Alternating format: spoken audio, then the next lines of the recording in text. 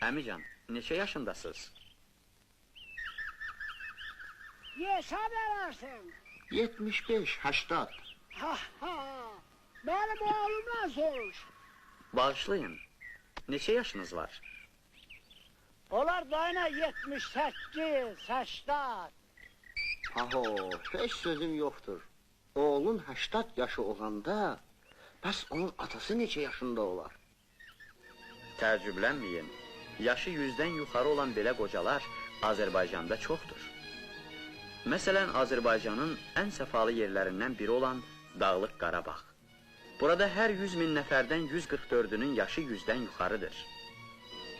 Biri elə Nəsir Qasımov, 115 yaşı var. Təzəgül Ağacanyanın da yaşı onunkindən az deyil. Madam Qarabağa gəlmişik, gəl yolumuzu Şuşa rayonunun Sətxanlar kəndindən salaq. Burada Hüseyin Dadaşov və onun arvadı Əsmət yaşayır. Yaşıddırlar.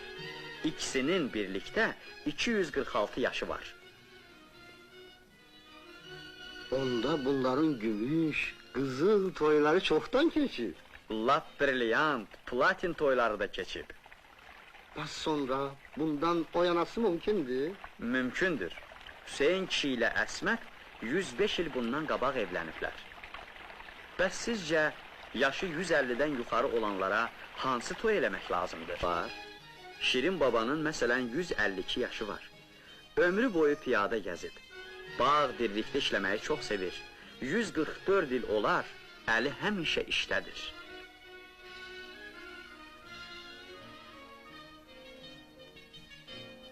Belə yaşda bu qədər işləmək çox deyilmi? Nə danışırsınız? Onlar işdən zövq alırlar. Bizim qocalar iş canın cövhəridir deyirlər.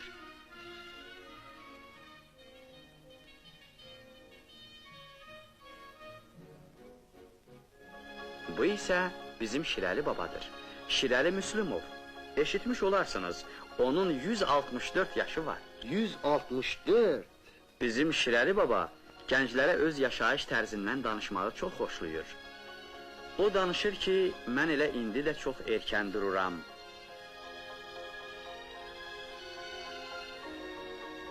Hər gün səhərlər piyada meşəni gəzirəm. At minməyi də çox xoşlayıram. At belində gəzmək adamı gümrah edir. Səhər yeməyindən sonra nahara qədər bağda qurdalanıram. Nahardan sonra 1 saat, saat yarım mütləq dincəlirəm.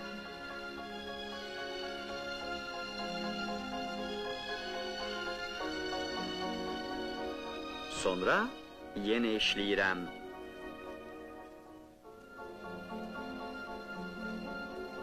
Axşamüstü yenidən istirahət edirəm. Təmiz havada gəzirəm. Bizim qocaların demək olar ki, hamısının gündəlik rejimi Şirəli Müslümovunki kimidir. Məncə, planetimizin ağsaqqallarının müdrik sözlərinə qulaq asmaq sizin üçün faydalıdır. Yəni, mən o qədər yaşayacağım? Niyə də yaşamayasınız? Əgər bizim ağsaqqallardan nümunə götürsəniz, hökmən yaşayarsınız. Gör bir hələ Şirəli kişi nə deyir? Qaydasında yaşayın, çalışın, papiros çəkməyin, yeməyinizə fikir verin, heç nəyi özünüzdən əsirgəməyin, həddindən çox da yeməyin, süd məhsullarına, tərəvəzə çox fikir verin, şərabı, başqa içkiləri ətirli Azərbaycan çayı ilə, kəkliyotu ilə əvəz edin. Əlbəttə, Azərbaycanın gözəl təbiyyətini də Şirəli kişinin dediklərinin üstünə gəlmək lazımdır. Sizin məmləkətin adamlarının çox yaşamasına səbəb, məncə təkcə bunlar deyil. Düzdür, təkcə bunlar deyil. Sizi yəqin uzun ömürlərin rejimi maraqlandırır. Buyurun, yaxın gəlin, birlikdə onları müşahidə edək.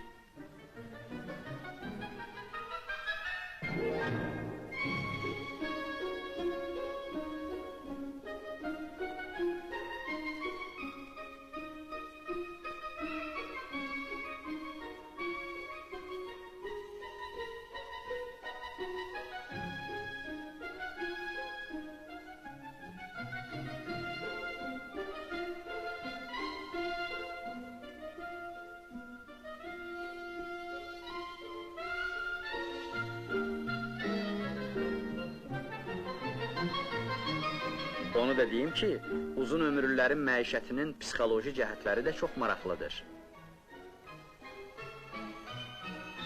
Siz bilən Şirin baba gənc operatorla nədən danışır? Gəl onda operatorun özünə qulaq asaq. Şirin baba məndən soruşdu. Sən nəçisən?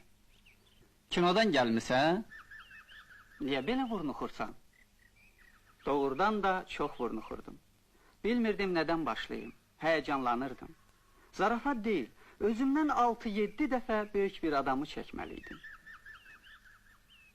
Əgər bir şey eləmək istəyirsənsə, dedi, əvvəlcə ölç biç, sonra elə. Tələsməklə istədiyinə tez nail ola bilməzsən.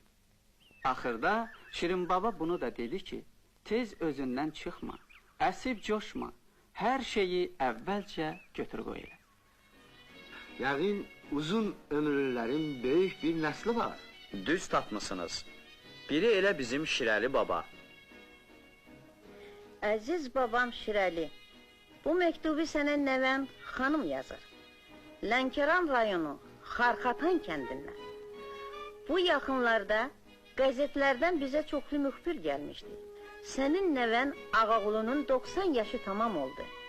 Bütün kənd cəmaəti onu təbrikə gəlmişdi. Onların 100-dən çoxu müslümovlar idi. Sənin nəvələrin, nəticələrin, kötücələrin, ən kiçikləri isə sənin, nebibələrin, valih və şairidir. Nəticələr, kütücələr, nəbibələr, paho! Biz yenidən Cəbrayıl rayonundayıq. Buranın çox yaşlı ağsaqqalları vaxtaşırı bir yerə yığışıb, bəzi ictimai məsələləri həll edirlər. Kəndin qocalarının demək olar ki, hamısı fəaldır. Şirin baba isə deputat seçilib. Ata-babadan adətimizdir, böyük gələndə kiçik ayağa qalxar. Yaxşı adətdir.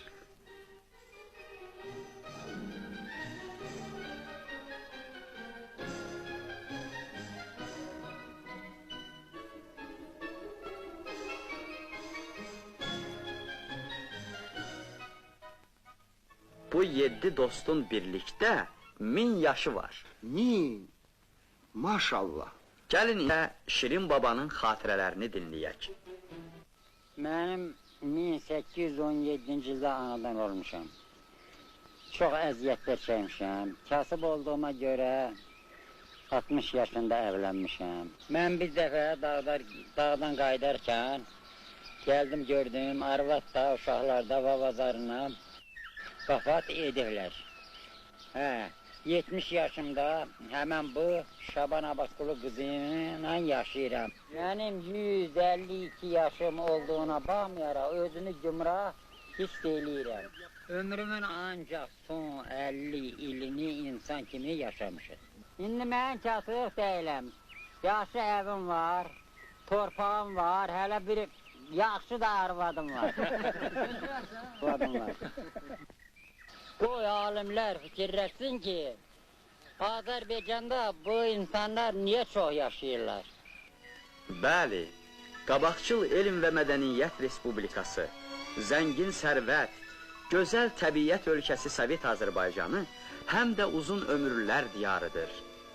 Bu diyarda şair demişkən, hər kim 100 il yaşamasa, təqsir onun özündədir.